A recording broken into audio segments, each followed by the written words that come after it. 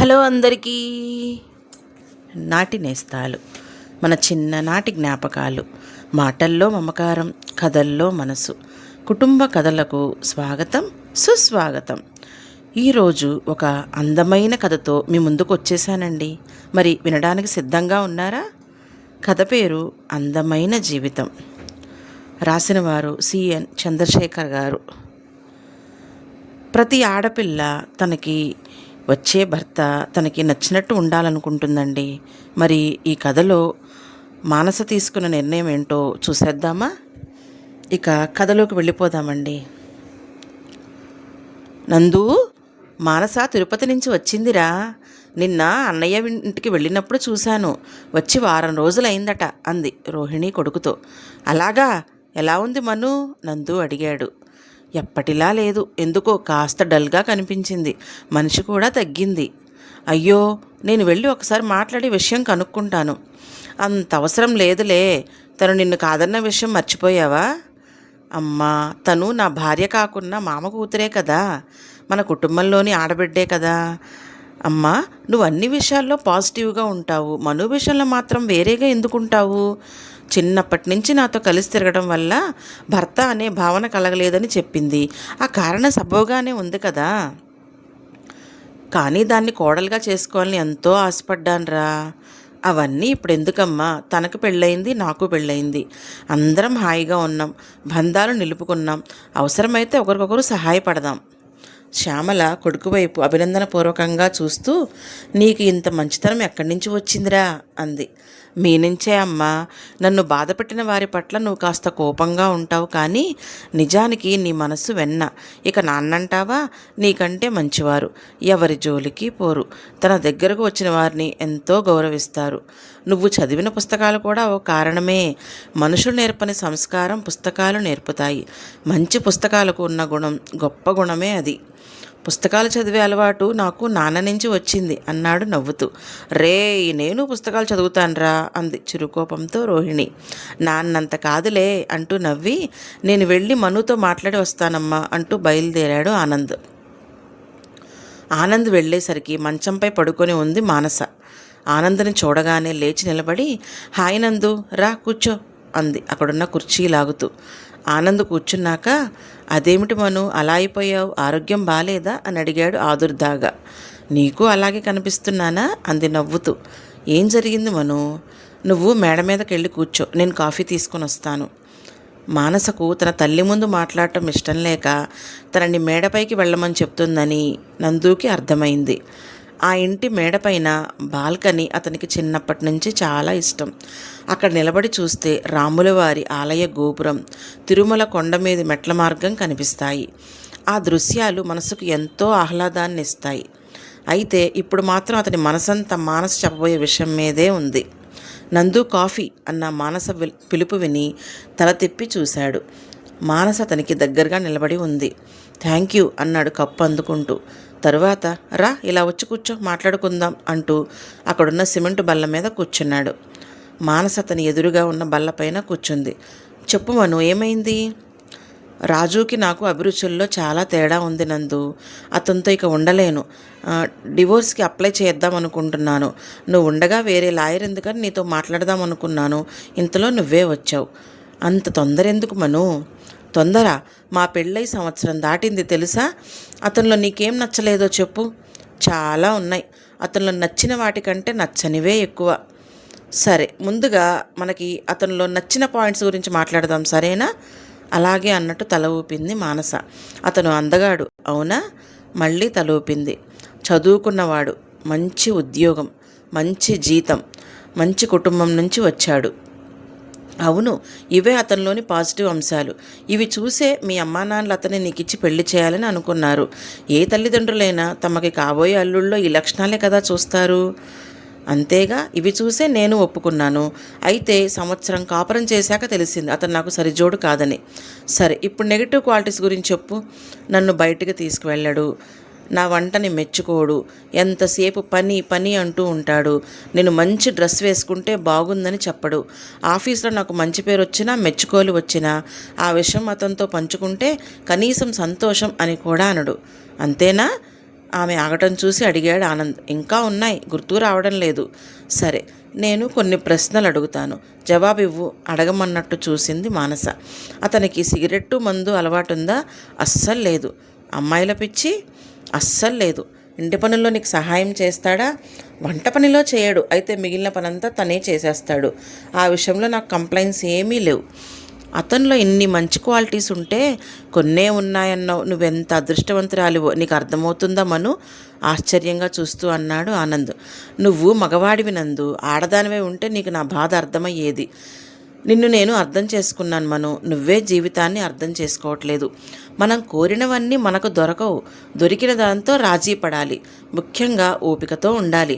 కొంతకాలానికి అతనిలో మార్పు రావచ్చు, లేదా నీకే ఇవన్నీ చాలా చిన్న చిన్న విషయాలుగా తోచవచ్చు. భవిష్యత్తులో ఈ మాత్రం దానికే విడాకులు తీసుకుందామనుకున్నానే అని నువ్వు నవ్వుకోవచ్చు. నాకంత ఓపిక లేదు. మా కొలీగ్స్ భర్తల్ని చూస్తుంటే నాకు ఎంత బాధగా ఉంటుందో తెలుసా? వాళ్ళ భార్యని షాపింగ్కి తీసుకువెళ్ళి కోరినవి కొనివ్వటం, ఊళ్ళు తిప్పటం, 10 మంది ముందు భార్యని పొగడటం చేస్తుంటారు. నేను అంత అదృష్టానికి నోచుకోలేదు, కన్నీళ్లతో అంది మానస. పక్కవాళ్లతో పోల్చుకోవటం వల్లే చాలా సంసారాలు పాడవుతున్నాయి. పైకి అలా కనిపిస్తుంటారు, కానీ వాళ్ళ మధ్య ఎన్ని సమస్యలు ఉన్నాయో మనకు తెలియవు కదా. పోనీ విడాకులు తీసుకుంటావనే అనుకుందాం. తర్వాత ఏం చేస్తావు? ఇంకొకరిని పెళ్లి చేసుకుంటావు. అతనిలో కూడా నీకు నచ్చని కొన్ని విషయాలు ఉంటాయి. అప్పుడేం చేస్తావు? పెళ్లి చేసుకోకుండా ఉండిపోతానంటావేమో. అంతకంటే ఇప్పుడున్న పరిస్థితి మేలు కదా. మానస ఆలోచిస్తూ ఉండిపోయింది. అతను తాగుబోతై ఉండి ఉంటే, నేను ఇబ్బంది పెట్టినా, పరాయి స్త్రీలతో తిరుగుతున్నా నేనే నీకు విడాకులు ఇప్పించేవాణ్ణి. నువ్వు చెప్పిన కారణాలు విడాకులు తీసుకునేంత పెద్దవి ఏమీ కాదు. అతను తాగుబోతు కాకపోవచ్చు, తిరుగుబోతూ కాకపోవచ్చు, కానీ మనసుకు తగ్గవాడు కాదు. నేను చదువుకున్నాను, ఉద్యోగం చేస్తున్నాను. పాతకాలం స్త్రీలాగా ఎవడో ఒకడు భర్తగా ఉన్నాడు అని అతని పాదసేవ చేసుకుంటూ బతికేస్తాను అనుకునే తరం కాదు మాది. మా అభిరుచులకు తగిన వాడిని, మా మనసును అర్థం చేసుకుని ప్రవర్తించే వ్యక్తినే భర్తగా గౌరవిస్తాం. పెళ్లికి ముందు నువ్వు ఇవన్నీ అతనితో చర్చించి ఓ నిర్ణయం తీసుకోవాల్సింది మానస. పెళ్ళయ్యాక నేను చెప్పిన కారణాలు వంటివి ఉంటే తప్ప విడాకులు తీసుకోవడం అంత సులభం కాదు. ఈ సంవత్సరానికి అతనితో నీకు ఇంతో అంతో అనుబంధం ఏర్పడి ఉంటుంది. నీలోని అసంతృప్తి నీ చేతలా అనిపిస్తుంది, కానీ విడాకుల వరకు వస్తే నువ్వే బాధపడతావు. అయితే ఇప్పుడు నన్నేం చేయమంటావు? అడిగింది మానస. నువ్వు అతనిలోని లోపాల గురించి ఆలోచిస్తున్నావు. నీలోని లోపాల గురించి నువ్వు ఎప్పుడైనా ఆలోచించావా? నువ్వు అతనికి సరైన జోడీనా కాదా అని ప్రశ్నించుకున్నావా? లేదన్నట్టు తల అడ్డంగా ఊపింది మానస. అయితే ఆలోచించు. వీలైతే అతన్నే ఈ ప్రశ్న అడుగు. నేను ఒకసారి హైదరాబాద్ వస్తాను, అప్పుడు మనం ఒక నిర్ణయం తీసుకుందాం. అంతవరకు అతనిలోని పాజిటివ్ విషయాల గురించి ఆలోచించు. అతన్ని బాగా గమనించు. అక్కడ మాత్రం ఏమీ ఆలోచించద్దు. రాక పుట్టింటికి వచ్చావు, హాయిగా ఎంజాయ్ చెయ్యి అంటూ లేచాడు ఆనంద్. ఆనంద్ వెళ్ళిపోయాక అతను చెప్పిన విషయాల గురించి ఆలోచించసాగింది మానస. రాజేష్ గురించి తన తల్లిదండ్రులకు చెబితే వాళ్ళు రాజేష్పై కోపగించుకున్నారు. విడాకులు తీసుకుంటానంటే ఆలోచిద్దామన్నారు.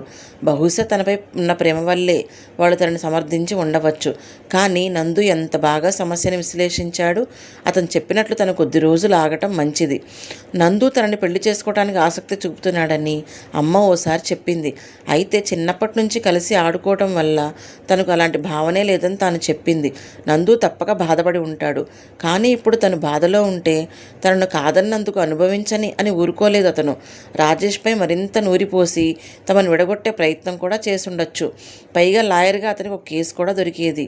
కానీ తామిద్దరము కలిసి ఉండేందుకే అతను ప్రయత్నించాడు. రాజేష్ తనకు కనిపించని కొత్త కోణాన్ని తన దృష్టికి తెచ్చి ఆలోచించుకునే అవకాశం ఇచ్చాడు. నందు, నీ మంచితనానికి, మనిషితనానికి హ్యాట్స్ ఆఫ్ అనుకుంది మానస. తను ప్రయాణిస్తున్న ట్రైన్ హైదరాబాద్కు దగ్గరవుతుంటే స్టేషన్కి వచ్చి రిసీవ్ చేసుకుంటాడేమో అని ఆశపడింది మానస. అయితే అతను రాలేదు. నిరుత్సాహంగా క్యాబ్ బుక్ చేసుకొని ఇల్లు చేరింది. తలుపు తీసిన రాజేష్ కళ్ళల్లో వెలుగు కనిపించింది. త్వరగా ఫ్రెషప్ అయి ల్యాప్టాప్ ముందు కూర్చుంది. అతను కాఫీ తయారు చేసి ఆమె చేతికిచ్చాడు. థ్యాంక్ యూ అంటూ ఆనందంగా అందుకుంది. రాజు, కాస్త టిఫిన్ ఆర్డర్ చేస్తావా అని అడిగింది కాఫీ తాగుతూ. నేను ఉప్మా చేశాను. ఆశ్చర్యంగా అతని వైపు చూసి, నీకు ఉప్మా చేయడం కూడా వచ్చా అని అడిగింది. నేను చెన్నైలో పనిచేస్తున్నప్పుడు మా అమ్మ దగ్గర నేర్చుకున్నాను అన్నాడు. తరువాత ఆలోచిస్తే అతను స్టేషన్కి రాకపోవడంలో న్యాయం ఉందనిపించింది. తనకంటే అతనికి ఆఫీస్ వర్క్ ఎక్కువ. తనని రిసీవ్ చేసుకోవాలంటే అతను తొందరగా లేవాలి, అంత దూరం ప్రయాణించాలి, తర్వాత మళ్ళీ తిరుగు ప్రయాణం. అప్పుడే అలసిపోతే రాత్రి 11 వరకు పని ఎలా చేస్తాడు? పైగా ఉదయాన్నే అతనికి కాల్స్ ఉంటాయి. అందుకే అతను స్టేషన్కి రాలేదు. కాల్స్ చూసుకుంటూ కాఫీ టిఫిన్ చేయడం వల్ల తనకు పని తగ్గింది. ఎటు క్యాబ్ బుక్ చేసుకుని తను రాగలదు అనుకుంది. చాలా కాలం తర్వాత ఓ రోజు ఆఫీసులో అడుగుపెట్టింది మానస. కోవిడ్ నేపథ్యంలో ఇంటి నుంచి ఆఫీస్ పని చేసింది ఇన్నాళ్ళు. ఆ రోజంతా తన కొలీగ్స్తో మాట్లాడుకుంటూ పని చేసుకుంటూ ఆహ్లాదంగా గడిపింది. కోవిడ్ సమయంలో మమ్మల్ని పిలవకుండా పెళ్లి చేసేసుకున్నావు కాబట్టి మాకు పార్టీ ఇవ్వాలి అంది కొలీగ్ మమత. ఇంకా కోవిడ్ పూర్తిగా పోలేదుగా, నెమ్మదిగా ఇస్తాలే అంటూ అప్పటికే ఆ విషయం దాటేసింది. లంచ్ సమయంలో కొలీగ్స్ మాటల వల్ల వాళ్ళల్లో చాలామంది తమ వైవాహిక జీవితంలో అంత సంతోషంగా లేరని కొద్ది రోజుల్లోనే అర్థమైంది ఆమెకి. సరయూ భర్త తాగుబోతు, సంపాదించిన డబ్బంతా తాగుడికే ఖర్చు పెట్టేస్తాడు. మాధవి తన భర్త కేబరే డాన్సులు చూడటానికి వెళ్తుంటాడని వాపోయింది. ప్రేమించి పెళ్లి చేసుకున్న లత అత్తమామల ఆరళ్లకు గురవుతుంది. ఆమె భర్త కూడా తన తల్లిదండ్రులకే సపోర్ట్ చేస్తాడు. చాలామంది మగ కోలీగ్స్ భేషజాలకు పోయి తమ ఆదాయం కంటే ఖర్చులు ఎక్కువ చేసి మానసను అప్పు అడగటం, ఆమె లేదని చెప్పడం జరుగుతూ ఉంది. అలాంటి సందర్భాల్లో ఆమెకి రాజేష్ గుర్తొస్తున్నాడు. రాజు డబ్బు విషయంలో చాలా జాగ్రత్తగా ఉంటాడు. దుబారా ఖర్చులు చెయ్యడు. దురలవాట్లు ఎటూ లేవు. భవిష్యత్తు అవసరాల కోసం చక్కటి ప్లానింగ్ చేస్తాడు అనుకుంది. ఓ రోజు మానస గర్భవతిని తెలిసింది. ఆ వార్త తెలియగానే మానస కంటే ఎక్కువగా రాజేష్ ఆనందించాడు. విషయం తెలిసి తల్లిదండ్రులు ఆమెను చూడటానికి వచ్చారు. అమ్మని ఇక్కడే ఉంచుకుంటాను, ఇంటి పని ఆఫీస్ పని ఈ పరిస్థితుల్లో చేసుకోలేను అంది రాజేష్తో మానస. మీ నాన్నగారు ఇంకా ఉద్యోగంలో ఉన్నారు కదా, ఆయన ఇక్కడ ఎక్కువ రోజులు ఉండలేరు. ఈ వయసులో ఆయన అక్కడ ఒంటరిగా ఎలా ఉంటారు? హోటల్ తిండి తింటే ఆయన ఆరోగ్యం పాడవుతుంది కదా. మీ అమ్మగారికి ఇక్కడ శ్రమ ఎక్కువ అవుతుంది. డెలివరీకి 3 నెలల ముందు రమ్మని చెప్దాంలే. అంతవరకు నీకేం సహాయం కావాలని నన్ను అడుగు, నేను చేసి పెడతాను అన్నాడు రాజేష్. తన తల్లిదండ్రుల పట్ల అతని కన్సర్న్ చూసి ఆశ్చర్యపోయింది మానస. అన్నట్టే మానసను చాలా బాగా చూసుకున్నాడు రాజేష్. డాక్టర్ దగ్గరికి చెకప్కి తీసుకువెళ్ళడం, మందులు పండ్లు తెచ్చివ్వటం చేసేవాడు. పండ్లు కోసి ముక్కలు చేసి ఇవ్వటం, జ్యూస్ చేసి ఇవ్వటం వంటివి తనే చేసేవాడు. అతను మాటలతో ఏనాడు చెప్పలేదు, కానీ తనంటే అతనికి చాలా ఇష్టమని అతని చేష్టల ద్వారా ఈ కొద్ది రోజుల్లోనే అర్థమైంది ఆమెకి. ఆ విషయం తల్లికి ఫోన్ చేసి చెప్పి ఆమెతో తన ఆనందం పంచుకుంది. కొంతమంది మగవాళ్ళు తరచూ భార్యతో తమ ప్రేమను వ్యక్తం చేస్తుంటారు. కొంతమంది సందర్భం వచ్చినప్పుడు తన ప్రేమను వ్యక్తీకరిస్తారు. మరి కొంతమంది తన చర్యల ద్వారానే తన ప్రేమ తెలుపుతారు. అది గుర్తించే మనసు భార్యలకు ఉండాలి అంది ఆమె తల్లి సుమతి. ఓ రోజు బయటికి వెళ్దామని రాజేష్ అంటే మానస ఉత్సాహంగా బయలుదేరింది. ఓ పేరున్న కంపెనీ కడుతున్న అపార్ట్మెంట్ దగ్గరికి తీసుకెళ్ళి మోడల్ హౌస్ చూపించి ఆమెకు నచ్చితే కొందామని చెప్పాడు. కొద్ది రోజులు ఆలోచించి కొందామని ఇద్దరూ నిర్ణయించుకొని వెళ్ళి అడ్వాన్స్ కట్టారు. ఆ ఇంటిని తన పేరు మీదే కొంటున్నాడని తెలిసి వారించబోతే రాజేష్ వినలేదు. మరుసటి రోజు, మిమ్మల్ని ఒక మాట అడుగుతాను, నిజాయితీగా జవాబు చెప్పాలి అంది మానస రాజేష్తో. అడుగు ఆశ్చర్యంగా ఆమె వైపు చూస్తూ అన్నాడు. నేను మీకు భారీగా తగినదానినని మీరు భావిస్తున్నారా? నాకు ఇంతవరకు ఇటువంటి ఆలోచన రానే లేదు.